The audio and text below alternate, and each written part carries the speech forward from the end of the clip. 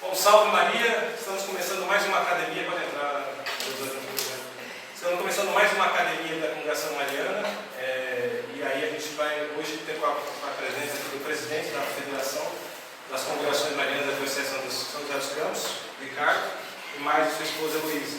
E mais o nosso apresentador de hoje, nosso instrutor da academia de hoje, que é o Adriano Nascimento. Ok? Eu vou mostrar aqui o resto do pessoal que está aqui também, só para a gente registrar. Chegou aqui então a Rosana também aqui do lado, a Adriana. Olha lá, o Gabriel Trindade também, que veio da Congregação Mariana, que eu sempre esqueço. Agora da Conceição de Maria Santíssima e São José. Isso, do Padre Renato Leite lá, que é o diretor, né? Isso. Aí o Rodolfo chegando também, e ali no fundo ali, o Alisson e a Sandy, isso. Tem que falar o nome para lembrar. E o nosso secretário, Luiz Eduardo, ok? Então, Adriano, a hora que você quiser começar, fica à vontade. Sim. Vou deixar você puxar, porque aí você é o dono da academia hoje. Vamos cantar o inicial. O pessoal que está do lado de lá, se quiser ficar do lado de cá para enxergar, puxar a cadeira, fique à vontade. Só cuidado com o fio aí para não tropeçar. Né? Em nome do Pai, do Filho e do Espírito Santo. Amém. Ave Maria, cheia de graça, o Senhor é convosco. Bendita sois vós entre as mulheres, e bendito é o fruto do vosso ventre, Jesus. Santa Maria, Mãe de Deus, rogai por nós, os pecadores, agora e na hora de nossa morte. Amém. Glória ao Pai, ao Filho e ao Espírito Santo, assim como era no princípio, agora e sempre, por todos os séculos dos séculos. Amém. Auxílio dos cristãos, rogai por nós. Glorioso São José, rogai por nós.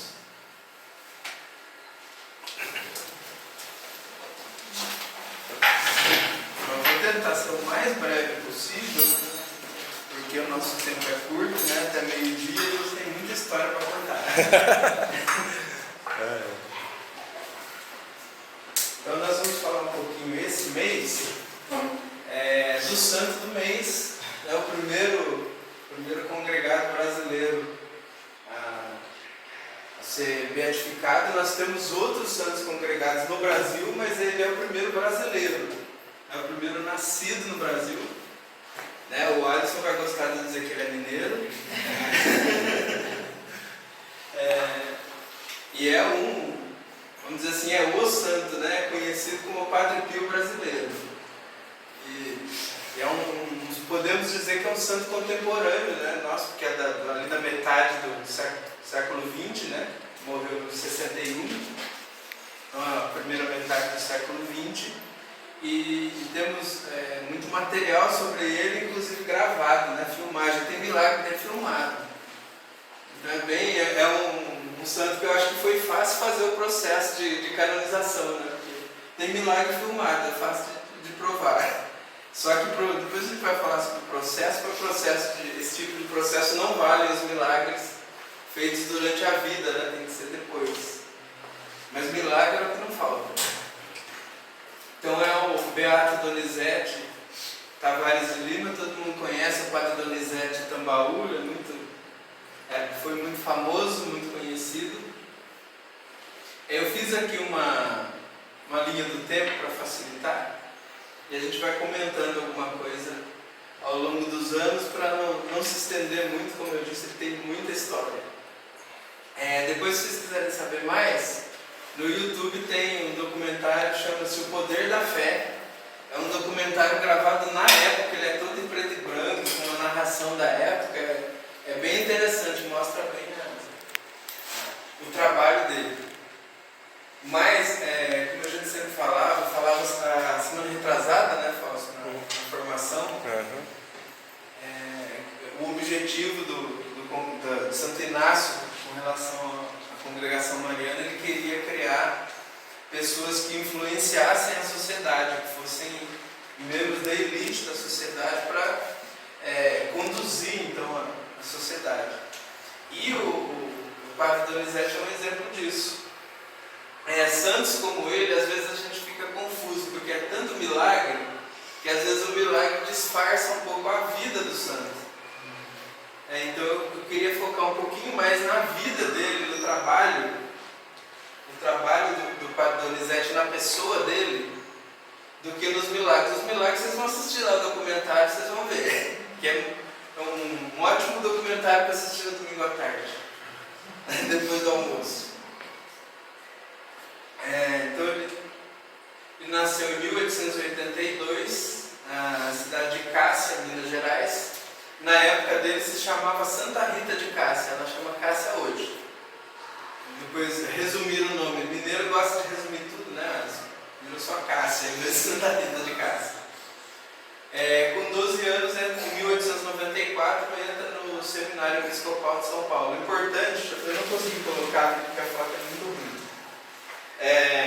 Esse livro que a gente está usando de base,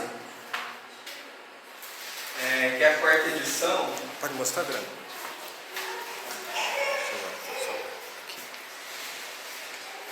Padre Donizete de Tambaú, 4ª edição. Tem um nome aqui em cima, José Wagner Cabral de Azevedo. Sim, ele é a biografia dele que está no processo de beatificação. Eu comprei esse livro lá no Santuário de Tambaú, em 2019, não, 2020, quando eu fui visitar o santuário. Então tem coisa que a gente não consegue mostrar muito bem, porque coisa antiga, as imagens são ruins, né? Vocês conseguem ver os pais dele, o senhor Tristão Tavares de Lima e a mãe dele, que era chamada de Dona Chiquinha. Então vale a pena a gente contar rapidamente a história dos pais, que é muito interessante. João, cuidado com o cabo aí. Interessante a gente ver a família, né, de origem do santo. É uma família mineira. O senhor Tristão era músico, excelente músico, a família toda é de músicos, inclusive o Padre Donizete. É um músico muito bom. E os dois, a Dona Chiquinha era neta do Barão de Cabo Verde. E eles tiveram um problema para casar, porque o senhor Tristão não era nobre na época do Império e ele não podia casar com ela porque ela era neta do Barão. Então os dois escolheram esperar para que pudessem se casar. Eles esperaram o Barão morrer para conseguir casar. E durante esse tempo, ele com música, imagina a música naquela época, né? O preconceito que havia com música, e olha que era músico clássico. E professor. Então ele foi para o Rio de Janeiro se formar em Direito. E se formou estudando sozinho, por conta própria, autodidata. Naquela época era possível fazer isso.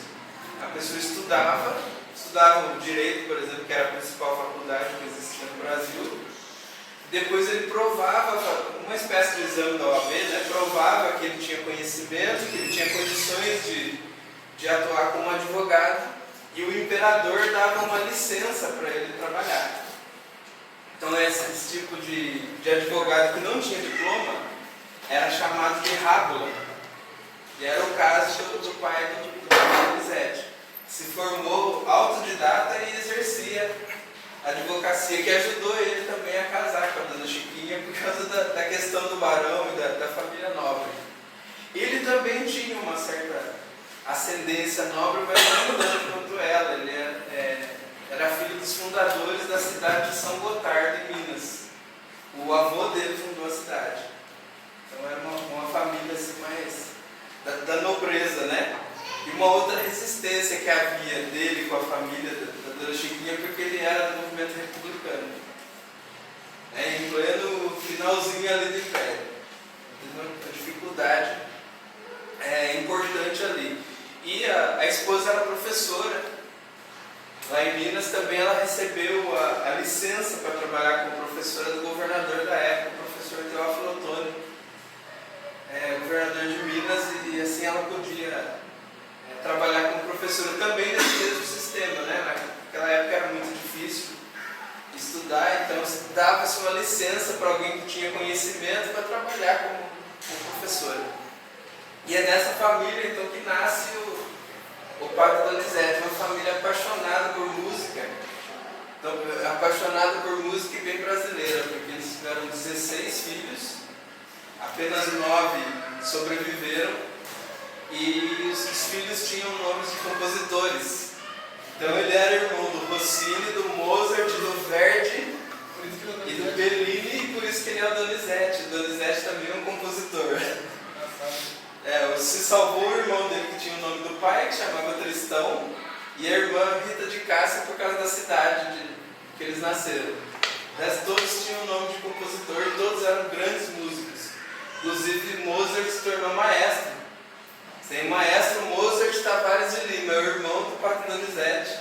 O Camargo Guarnieri, eu vou falar, Camargo Guarnieri é compositor, né? Também, ele ficou famoso, Camargo Guarnieri, mas o nome dele é Mozart. Então, o nome do irmão dele é Beethoven, os nomes. E o filho do maestro Mozart, sobrinho do Pato Donizete, chama-se Chopin. Ele continuou o legado da família. Tem uma história curiosa, eles moravam, quando eles passaram a morar em São Paulo, em Franca, chegou um violinista na cidade, português, e queria um pianista para acompanhar numa apresentação. Então indicaram, vai lá na casa da dona Chiquinha, que os filhos dela são músicos, eles podem te acompanhar. Aí bateram lá na casa dela, ele falou o que ele queria, né? E ela começou a dizer, o caso do senhor, eu acho que Verdi seria bom para te acompanhar. Mas ele está estudando em São Paulo. Chopin não está, saiu para trabalhar e Donizete também está em São Paulo, mas acho que Bellini pode te acompanhar.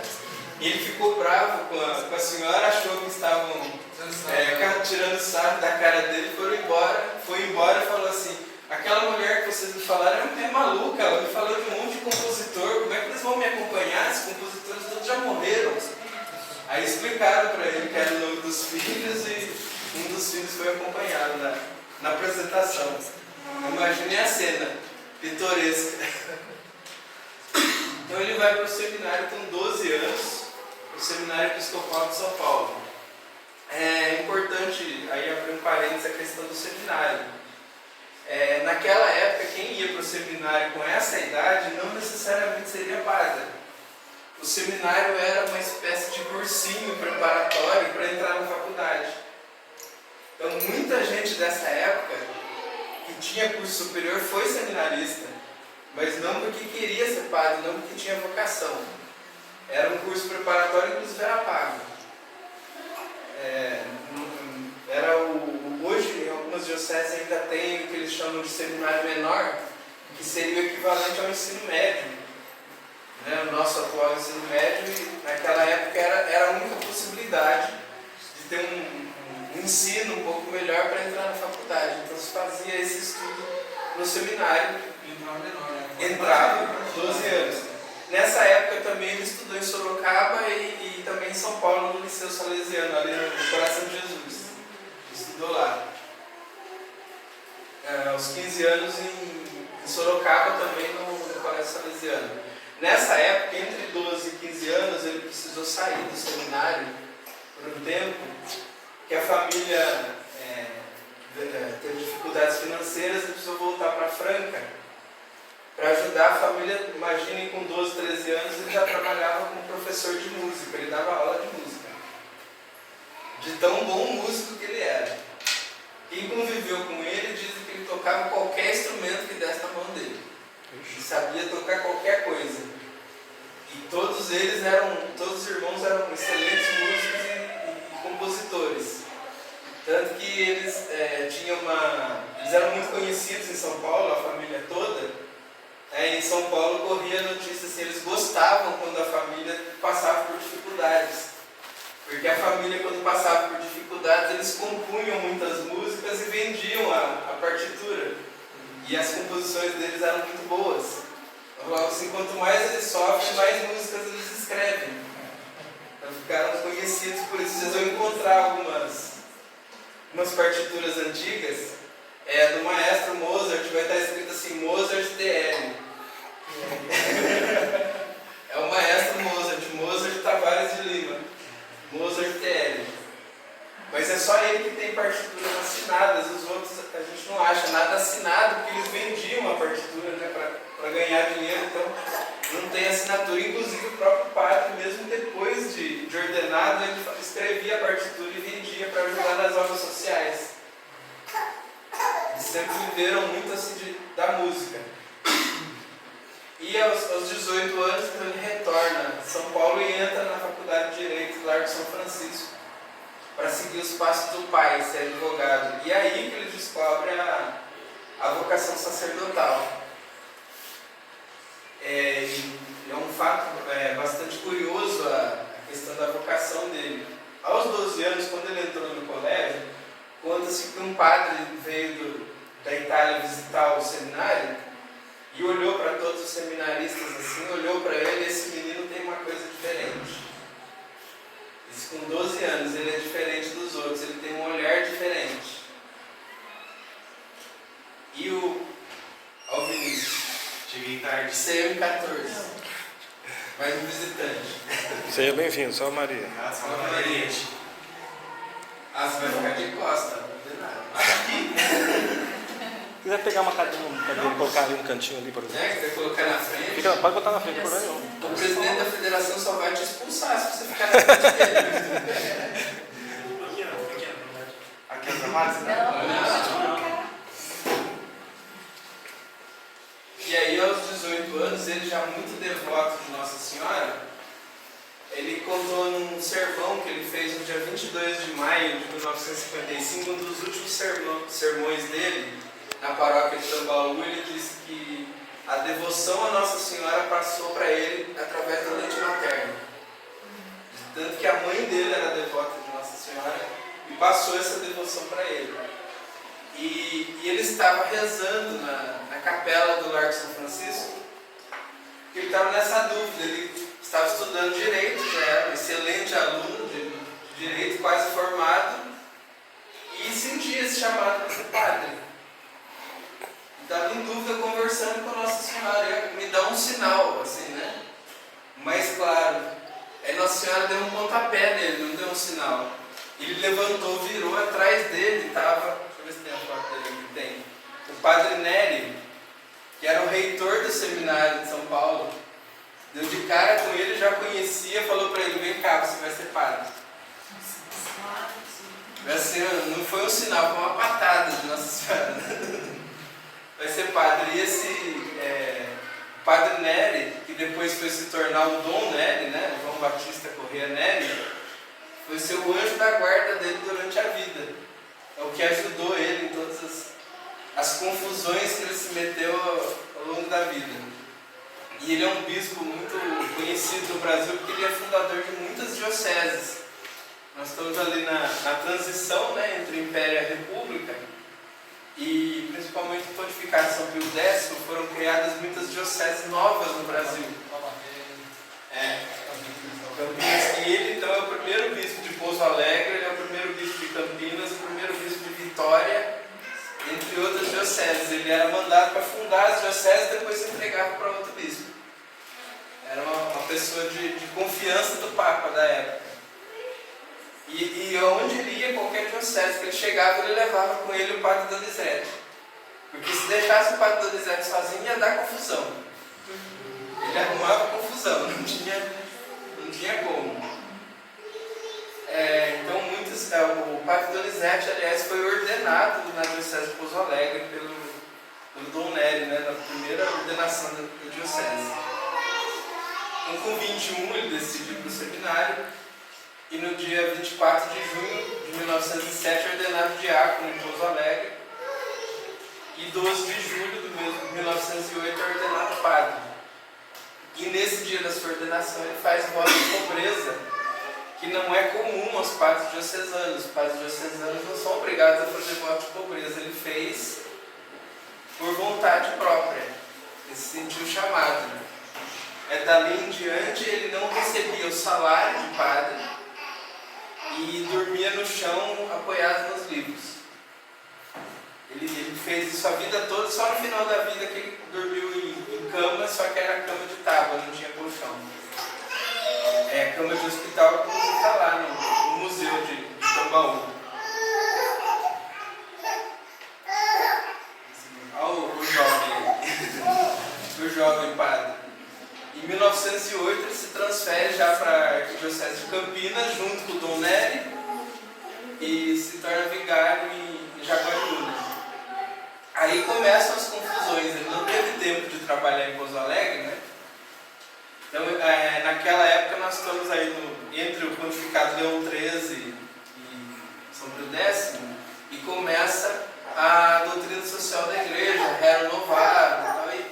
E é uma transição também no Brasil, né? Entre a escravidão, né? E depois a república, toda a questão histórica que a gente conhece. E aquela região que ele viveu ali é uma região de colonização italiana, né? Toda a migração italiana da época. Tambaú é uma cidade totalmente italiana. E ele, como advogado, o pai dele sempre defendeu as questões trabalhistas. E naquela época não tinha lei trabalhista nenhuma. E eles notaram que os italianos, havia um acordo entre o Brasil e a Itália, os italianos tinham os direitos trabalhistas da Itália. As leis italianas eram aplicadas a eles no Brasil. E os brasileiros não tinham nada. Ele começou a lutar para que essas leis aplicadas aos italianos fossem aplicadas aos brasileiros. E aí começam as confusões, né? Começou uma confusão com fazendeiro, brigar com político, foi acusado de comunista, de bêbado, um monte de coisa, por causa dessa defesa que ele fazia dos trabalhadores. E sempre onde ele passava, ele ia espalhando a devoção a Nossa Senhora e fundando congregações marianas. Possivelmente ele se consagrou no Seminário de São Paulo, mas a gente não tem esse registro. O único registro que a gente tem na congregação é em Tambaú já, que é o que sobrou dos registros, né, da congregação mariana. Mas certamente foi no Seminário de São Paulo que ele se consagrou. E é onde ele foi colega do cardeal Leme, colega de seminário, os dois eram muito amigos. Depois ele foi se tornar diretor espiritual do cardeal. Então muita coisa do cardeal Leme passou pelo padre Donizete. Por esse jovem aí.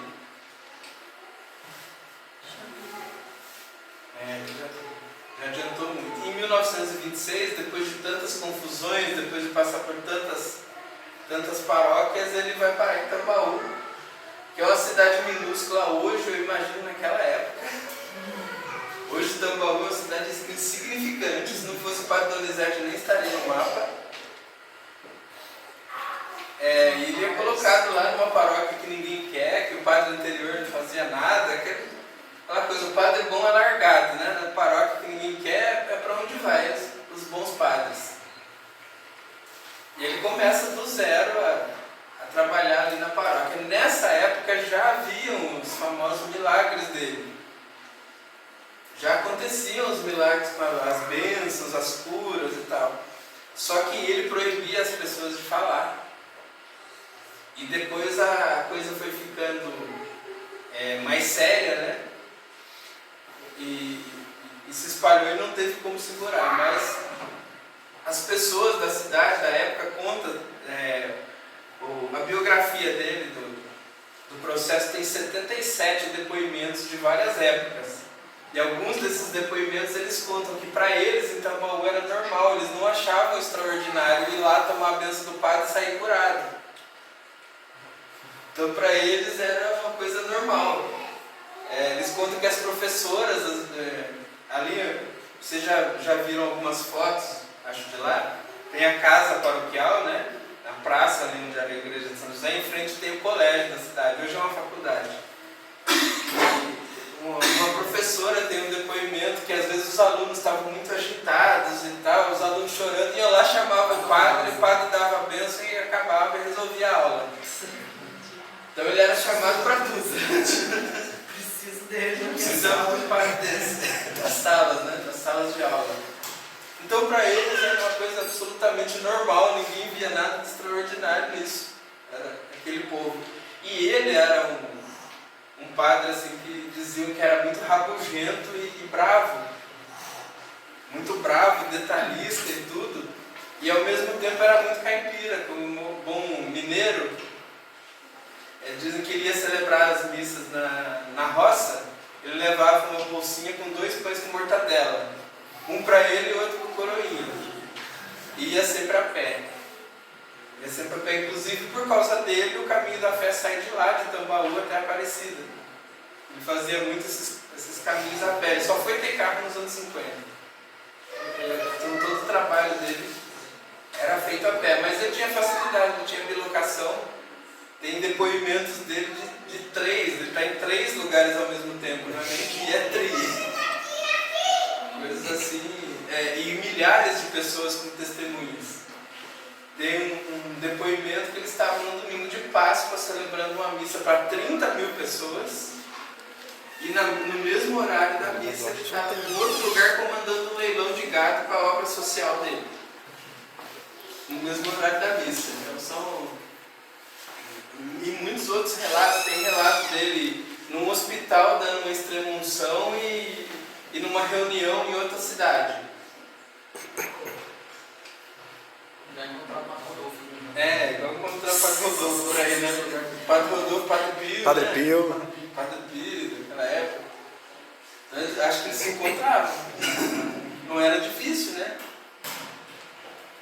Então ele tinha muito esse trabalho e dentro da congregação mariana. Teve um dos depoimentos que me chamou muita atenção no processo dele, porque é de um congregado mariano da época. Então o congregado conta como ele era na congregação. Ele participava de todas as reuniões, se sentava num cantinho com um caderninho e ia anotando tudo que falava na reunião, e depois ele ia cobrar os congregados das coisas da reunião. A sede da congregação de Tambaú, não existe nem a congregação nem a sede mais, mas foi comprado com o dinheiro dele. Ele deu o dinheiro que ele tinha para comprar a sede da congregação. E ele também era o maestro da banda da congregação. E dizem que era um maestro muito chato, que cobrava de todo mundo e sabia tocar todos os instrumentos. Esse congregado conta uma história que eles estavam numa procissão e a banda tocando, né, na procissão, e um músico não estava agradando ele. Ele foi lá, tomou o instrumento da mão do músico e falou: me dá aqui, deixa que eu toco. E saiu tocando e mandou o músico embora da banda. Ele era desse jeito nas procissões, ele interrompia a procissão para chamar a atenção de congregado, era um rabugento mesmo. Esse mesmo congregado conta que numa outra procissão tinha um congregado na fila, na frente, assim, né, meio distraído, e aí ele parou a procissão, começou a andar e fez um buraco na procissão. O padre foi lá, tirou ele da fila, falou: sai daqui, vai lá para trás, você está atrapalhando a procissão. E continuou a procissão. Então era esse nível a rabugice do padre Donizete, de cuidar de tudo nos detalhes. E ele cuidava de tudo mesmo, nas cidades, que eles se intrometiam em briga de casal. Às vezes ele passava na frente de uma casa, ele escutava o casal brigando, ele entrava lá, ia resolver a briga. Fazia de tudo, né? Era o prefeito, o delegado, tudo na cidade era ele. Né? E o jornal da cidade. Uma coisa curiosa, lá em Tambaú, a igreja de Santo Antônio, que é a matriz, ela fica num lugar mais alto, né? Tem uma torre, ela tem uns alto-falantes até hoje. Porque o padre, durante o dia, ele colocava música para o pessoal ouvir nos alto-falantes da igreja. O pessoal não tinha rádio. E depois do Ângelus, ele rezava o Ângelus, né? Ali nos alto-falantes da igreja. Ele fazia uma espécie de jornal, ele dava as notícias do Brasil, para o povo ficar sabendo, lia as notícias dos jornais, fazia comentários, fazia um monte de coisa assim nos alto-falantes da igreja, para a cidade toda ouvir. Da onde é a casa paroquial até a igreja, uns 800 metros mais ou menos, é bem pertinho. Dizem que ele demorava mais de 2 horas para fazer esse trajeto a pé, porque ele parava, conversava com todo mundo, entrava numa casa, entrava em outra, chamava a atenção de um. Tem caso dele ir buscar a pessoa em casa para ir na missa. Faz tempo que você não vai na missa, vamos embora, vamos comigo. E era assim, ninguém dizia não para ele, era a autoridade, chegava lá mandando e acabou. E como que começou então a se divulgar os milagres? Aconteceu que passava pela cidade um vendedor de vinho canônico, passou lá na casa paroquial e o vendedor reclamou de um problema na perna. passava por esse problema há muito tempo, sofria muito, né? Aí o padre falou para ele, deixa eu ver sua perna. Aí ele mostrou a perna para o padre deu a benção e saiu curado, claro, né? E o padre proibiu ele de falar, só que ele falou para todo mundo, todos os lugares onde ele passou. E aí que começou as grandes romarias, né? 1954, as grandes peregrinações a Tambaú por causa dos milagres do Padre Donizete. Vocês estão vendo lá ó, a foto dele sentado lá no meio das muletas. É muito curioso vocês verem o documentário que eu citei, porque tem uma cena que ele está sentado assim na cadeira dando a benção, as pessoas vêm de muleta, ele dá a benção, a pessoa larga a muleta e sai andando. Assim, um atrás do outro. Vocês mandaram muito grande assim, a multidão, aí eles começaram a colocar a frente por cima, até chegar nele. Só tirava a cadeira de roda, quando ele levantava, eu procurado, aí ia passando a cadeira de roda até chegar lá na frente. Chegar nele. Pegava um muleta, coisa tudo lá na frente. Tem uma outra cena que ele está sentado do lado de uma pilha de óculos, assim. Que as pessoas passavam, ele dava a benção, tirava o óculos, largava lá e saía. A pessoa enxergando. Era esse nível de milagres. E também há testemunhos, principalmente na Sexta-feira Santa, dele levitando na hora da celebração da Paixão. Tinha essa grande devoção à Paixão de Cristo. Então sempre acontecia esse fenômeno na Sexta-feira Santa. Não há relatos que tenha acontecido em outro dia. Sempre na Sexta-feira Santa. E um detalhe curioso, a maioria das fotos dele mais velho, vocês vão ver ele careca, né? O cabelo dele não caiu.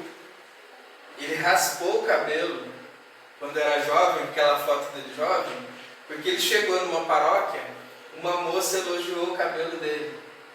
Aí ele foi lá e raspou o cabelo e nunca mais usou o cabelo, porque ele estava sendo ocasião de pecado para aquela moça.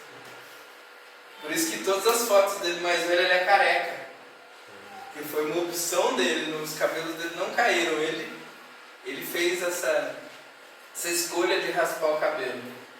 E a questão dele com Nossa Senhora, depois a gente vai... Em 1955, então, se encerra a última bênção. Depois eu vou passar umas fotos aí para a gente ver um pouquinho mais. A última bênção, porque essa época de 54 a 55, das grandes romarias, chegou a ter 50 mil pessoas em um só dia em Tambaú. Tambaú é uma cidade, acho que hoje, ela não tem nem 10 mil pessoas. Hoje. Imagina naquela época, 50 mil pessoas numa cidade desse tamanho. Estava causando muito problema na cidade, as pessoas começaram a passar fome, porque não tinha comida para todo mundo, não tinha estrutura. Então, as autoridades pediram, e o bispo atendeu para que ele não fizesse mais aparição pública, para acabar as romarias, porque era insustentável a situação. E aí ele, por obediência, deu a última bênção no dia 30 de maio. E aí esse período de 55 até 61, que é a morte dele, tem muitos relatos, mas eles não batem muito, né? É meio difícil saber o que é verdade e o que não é. Até porque como ele tinha bilocação, né? Difícil saber se realmente ele estava num lugar ou em outro. Então tinha esses relatos dessa época que são controversos. Uns dizem que ele ficava em Tambaú, outros que ele ficava trancado num mosteiro. Então não tem muita certeza disso, e a diocese nunca divulgou onde ele ficava. Tem foto dele em Tambaú nessa época, mas tem registros que dizem que ele estava no mosteiro. E aí tem lá o registro dele da Congregação Mariana de Tambaú. Isso aí é de 1932. Está lá Padre Donizete Tavares de Lima. E aí a história dele com Nossa Senhora, essa imagem que ele aparece na foto, ele ganhou de presente de ordenação da mãe dele. E ela é curiosa, vocês já devem ter visto indo à Aparecida, eles venderem imagem de Nossa Senhora Aparecida com manto branco. É por causa dele, o manto branco. Porque a mãe dele bordou esse manto branco para Nossa Senhora e deu para ele de presente de ordenação. E onde ele foi, ele levava essa imagem. E com essa imagem aconteceu o primeiro milagre em Tambaú, Quando ele chegou, ela ficou na igreja de Santo Antônio, na matriz, né? E houve um grande incêndio na igreja, destruiu tudo. E aí terminou o incêndio, conta que o padre ergueu a batina, entrou na igreja, foi lá e trouxe a imagem com manto e tudo, sem ter sido queimado. Com aquele manto branco. Sem ter nenhum resquício, nem de fumaça no manto de Nossa Senhora. E essa imagem está até hoje lá em Tambaú, no Santuário Nossa Senhora Aparecida. Ela foi colocada de volta no santuário no ano passado. Ela estava guardada em Aparecida, ela ficou em Aparecida todo esse tempo, desde a morte dele, guardada e ninguém tinha acesso a ela. Ela voltou para Tambaú ano passado, por desejo do Padre Donizete, porque ele queria que ela ficasse em Tambaú, depois do processo. Então, e ele atribuía todos os milagres dele à Nossa Senhora. Ele dizia, não sou eu, é Nossa Senhora. E há um depoimento de uma senhora que foi cozinheira da casa dele, que dizia que nos momentos mais assim, difíceis da vida dele, ele se trancava no quarto. Ele era muito nervoso, muito bravo, tá? No momento que ele estava muito bravo, ele saía correndo e se trancava no quarto. E essa senhora fala que essas vezes que ele se trancava no quarto, às vezes escutava ele conversando com uma mulher. Às vezes ouvia uma voz feminina falar com ele dentro do quarto. Então há a possibilidade de ter aparições de Nossa Senhora para ele. Ele nunca contou isso, mas é o relato da cozinheira dele. Que tinha uma mulher que falava com ele quando ele estava muito nervoso. No quarto dele ela chegava a escutar. Você tem mais foto? Tem. A banda da congregação de Tambaú. Junto com o padre. Ó, essa foto aqui, mais antiga, vocês veem que ele está bem idoso, né? Ali com a família. É em Tambaú, é uma das fotos controversas, porque nessa época, teoricamente, ele estaria trancado no mosteiro. Mas tem essa foto dele em Tambaú na praça com essa família. Então não se sabe se isso é uma bilocação, se ele realmente estava no mosteiro ou se ele estava em Tambaú. É ali aquela foto que a gente já viu dele com as muletas e uma foto ali da missa. Essas são as relíquias dele atualmente lá no santuário. Ele não é corpo incorrupto, apesar dos depoimentos que tem aí, não é. Isso é uma imagem que segura com as relíquias dele. É uma moda, tem vários santos que tem essa imagem do Dom Bosco, né? É muito famoso nessa posição. E a imagem, eu vi de perto, eles fizeram ele baseado nessa foto dele mais velho, então não dá muito para reconhecer o Padre Donizete na imagem, né? Eu teria feito ele um pouco mais jovem, que era mais fácil de reconhecer o padre. Então essa vida dele na congregação chamou muita atenção, essa devoção à Nossa Senhora e essa busca da perfeição dele nos detalhes, né? E essa vida toda assim bastante austera. Dizem que ele nunca usava batina nova, ele pegava sempre batina de outro padre. Nunca ele mandava fazer uma batina para ele não tinha. Pegava sempre de outro e dizem que por isso às vezes era engraçado, porque ele usava umas batinas grandes, ficava arrastando no chão, precisava amarrar, uma coisa... Não era muito alinhadinho igual nas fotos assim. Deixa eu ver o horário. Bem em cima da hora. 15, né? 15. E então deixar para o final os sonhos do Padre Donizete, que é uma coisa que pouca gente fala, né? Muita gente fala. Em 1960, ele estava com o bispo dele, não se fala qual lugar ele estava. Né? Isso aí é Ribeirão Preto. Ribeirão Preto é a catedral de Ribeirão Preto de São Sebastião. Sim. Quando eu morava lá, essa história eu escutei lá. Sim. Ribeirão Preto, que é a diocese da época. Hoje lá é a diocese de São João da Boa Vista.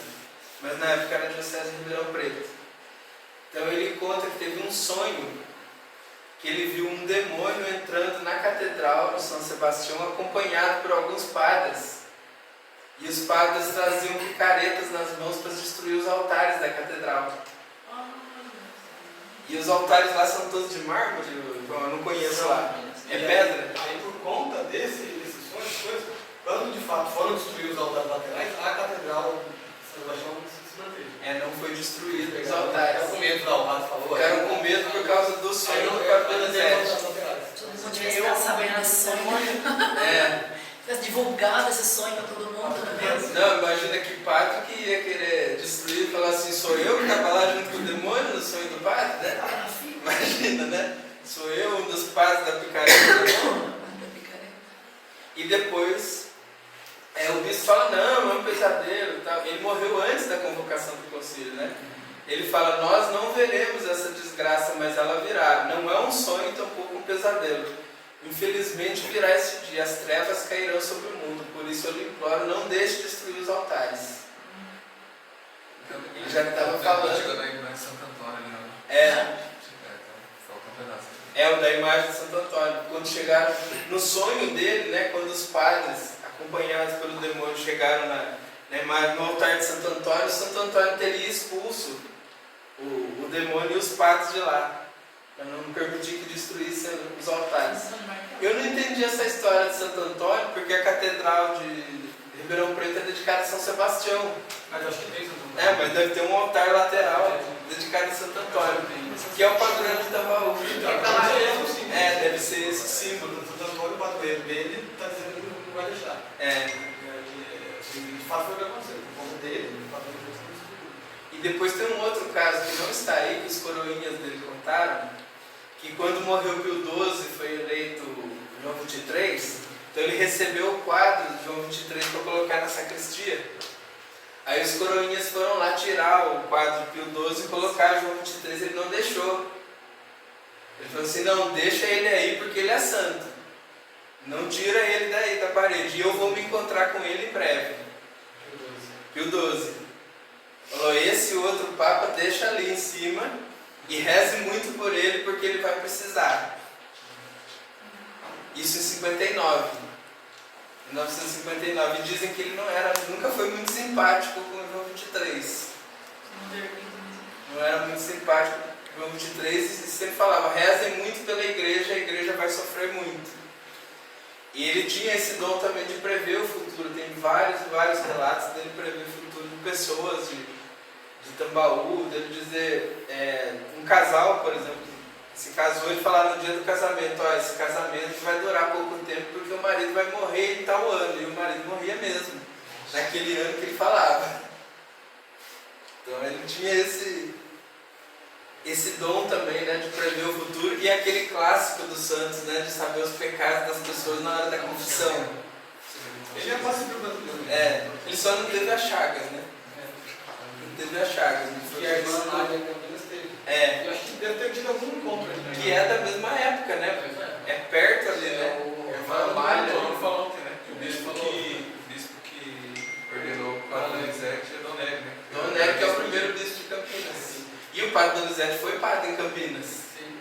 Eu estava no fundo, como no fundo Deus estava preparando já a diocese, antes de ser diocese, estava no fundo Nossa Senhora da Itália. Sim. Normalmente é assim que acontece, o Padre Donizete Você prepara o terreno e do lado de Tambaú, Casa Branca, tem um outro santo congregado. Ele é servo de Deus, eu não me lembro o nome dele porque é um nome italiano, eu sei que o sobrenome é Giovannini. Sim, eu falo O Padre Giovannini. Ele citou Ele é um irmão, ele não é padre. Não, Ele é religioso. Ele citou lá foi o padre, né? Não, tem o Padre Giovannini, que é aquele lá o Rodolfo lembra da Toca de Assis.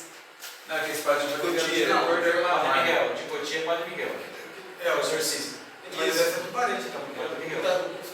Ontem, é um padrão que veio da Itália, que parece que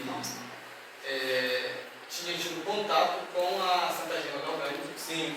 Tinha sido dirigido do padre que cuidava da Santa Gema. Aí ele vem e depois vai ser dirigido, vai ser superior da congregação Acho que é Irmã Amália. Ah. E ele vai ser diretor espiritual da Irmã Amália. É um outro Giovannini, então deve ser. Porque que eu vi, eu estive também em Casa Branca, mas eu não consegui visitar o túmulo dele, porque ficava dentro da igreja, e naquela época da pandemia a igreja estava fechada. Eu não consegui ver o Ele foi fundo dele. não tinha muita lógica, assim, não tinha nenhuma relação do show ali no Brasil, eles mandaram para Campinas, mas depois para também encontraram uma nave. E esse servo de Deus também, o Giovannino, ele foi coroinha no Padre Donizete. E ele é mais recente, ele morreu já no final dos anos 70, quase nos anos 80. Ele era mais jovem, também empregado mariano. E do lado, né, Tambaú e Casa Branca é São José Jacareí. Assim, é bem pertinho. Inclusive, Casa Branca é uma cidade bem bonita, toda italiana. A igreja de Nossa Senhora das Dores é muito italiana, parece aquelas igrejas da Itália mesmo, com cúpula e tal, as colunas, é qualquer igreja, é bem bonito. É na matriz de Casa Branca, a igreja de Nossa Senhora das Dores. É interessante que ele está sepultado no meio da igreja, no lugar onde ele sentava para assistir à missa. Eles sepultaram ele no meio da igreja. Não sei porquê também, né? Meio estranho, né? Um túmulo no meio da igreja ali.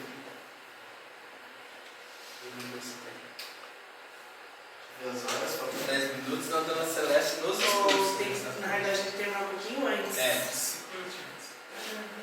Então, alguém tem alguma pergunta para fazer? Pode ter uma parte 2, se quiser fazer uma parte 2. Eu acho que seria até mais tranquilo fazer uma Mas parte 2. tá faltando um pouco, muito... Não. Porque a gente não quer Da prejudicar. apresentação que eu fiz. Tá.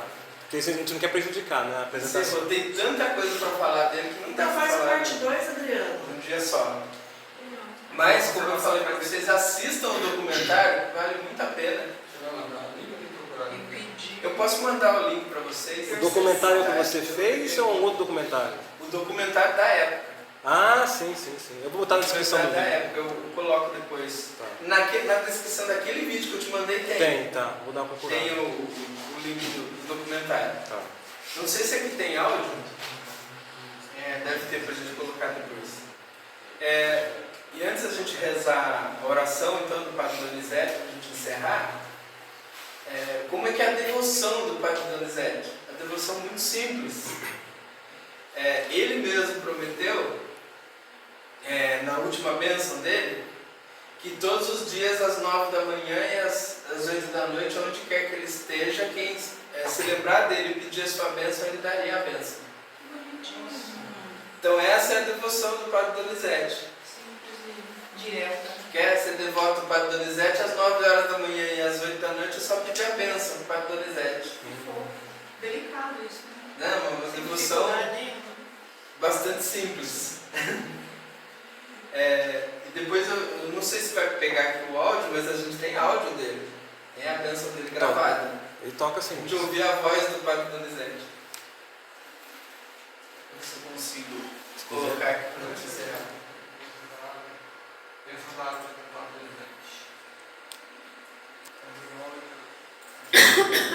Você vai passar o vídeo também.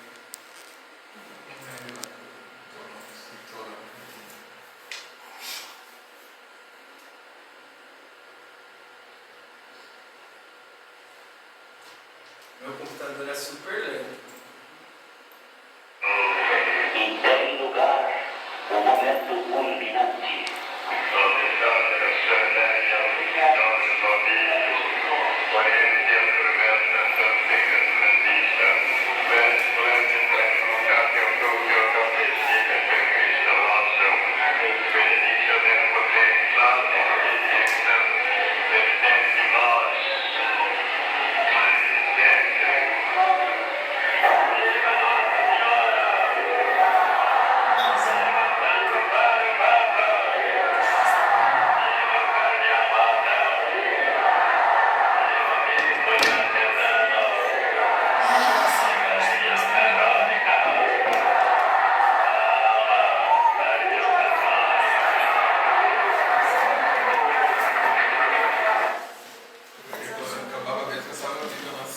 Começando pedindo para Nossa Senhora. Eu acho que foi daí que surgiu aquele costume de Aparecida dar para Nossa Senhora depois da bênção.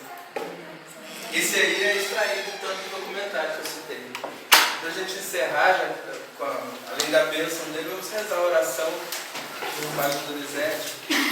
Quem puder, eu recomendo muito que visitem Tambaú, não é tão longe. Não é tão longe assim, né? Daqui lá é uns 300 quilômetros. Logo ali, ali pertinho. Mas é uma experiência assim, muito edificante, assim, que é uma cidade que respira o Padre Donizete. A gente chega na cidade e já dá de cara com uma estátua imensa dele, igual aquela do Padre Cícero do Nordeste. E cada esquina, cada plaquinha de nome de rua tem uma foto do Padre Donizete. Assim. É incrível que a cidade toda é o Padre Donizete. E a hora que você chega assim perto de onde estão as relíquias, realmente você sente aquilo que o padre sentiu quando viu ele jovem, vê que é uma coisa diferente.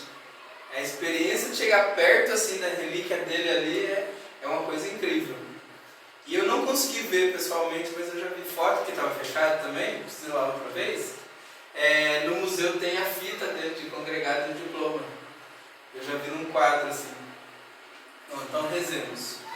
Ó Deus, que ornaste a vida do beato Donizete Tavares de Lima, com amor à igreja e a devoção a Nossa Senhora Aparecida, fazendo instrumento da vossa bênção na vida do povo de Deus, concedei-nos a graça que tanto precisamos.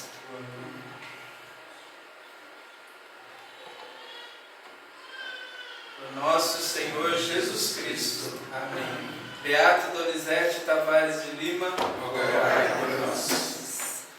4 minutos, vamos rezar o anjo dos adiantados? O anjo do Senhor anunciou a Maria. E a concebeu do Espírito Santo. Ave Maria, cheia de graça, o Senhor é convosco. Bendita sois vós entre as mulheres, bendito é o fruto do vosso ventre, Jesus. Santa Maria, Mãe de Deus, rogai por nós, pecadores, agora e na hora de nossa morte. Amém. Eis aqui a serva do Senhor. Faça-se em mim segundo a vossa palavra. Ave Maria, cheia de graça, o Senhor é convosco. Bendita sois vós entre as mulheres, bendito é o fruto do vosso ventre, Jesus.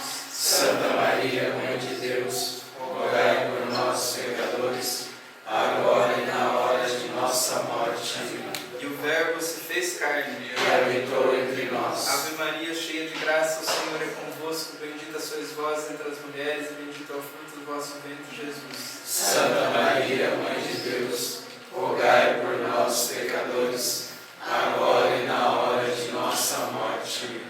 Glória ao Pai, ao Filho e ao Espírito Santo. Assim como era no princípio, agora e sempre, e por todos os séculos dos séculos. Amém. Oremos e infundi, ó Deus, a vossa graça em nossas almas, para que nós, que conhecendo pela anunciação do anjo a encarnação do vosso Filho, nosso Senhor Jesus Cristo, por sua paixão e morte e cruz, cheguemos com ele à glória da ressurreição.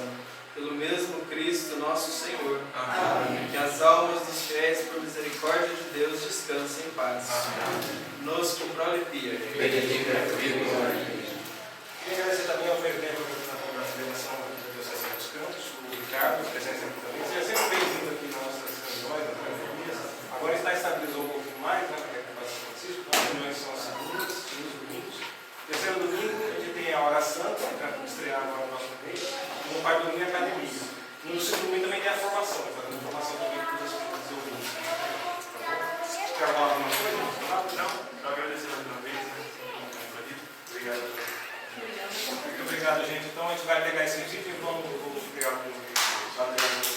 o arquivo da apresentação, vamos juntar os dois e aí quem não for um pescoço torcido para ver, pode assistir direitinho lá, tá bom? Para quem quiser conhecer, relíquia do Padre Donizete. Bom domingo, salve Maria, você manda. Durante quando eles estavam no São Lázaro lá, o padre mandou colocar no altar. É porque eu trouxe uma para ele.